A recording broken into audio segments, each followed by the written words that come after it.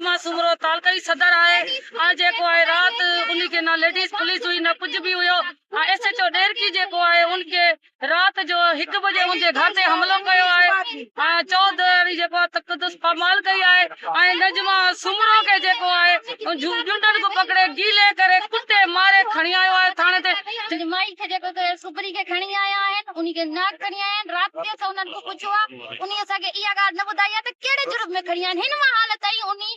का भी गाल असा के एसएचओ न बुधाया त छो खणी आया है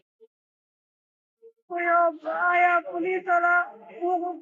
पकड़ धक मार पुलिस से चावन गाड़ी ते पिलाया पाल रमदे पेहन बुधी लेडीज ही कौन मर्द होया सारा मारे पोट को कुटियो ने धी को कुटियो ने बेनहक बेकसूर। नून लीग औरत विंग डहरकी जी तालके सदर के पुलिस मुबैना खंबे गुम करे छड़ियो आहे।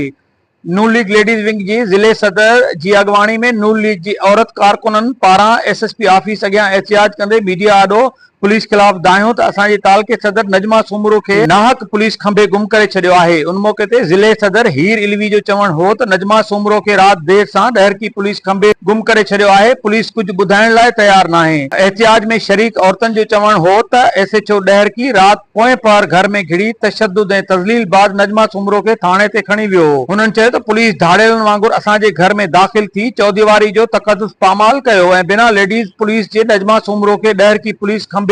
खणी वई जेका सनन नाइंसाफी आहे। हुननि एसएसपी घोटकी का मुतालबो कयो त असांजी लेडीज विंग तालका सदर के फौरी तौर ते आजाद करे खेनि डहरकी पुलिस खिलाफ कार्रवाई कई वञे। कैमरामैन टीम सां गॾु अशरफ बुखारी मीरपुर माथेलो।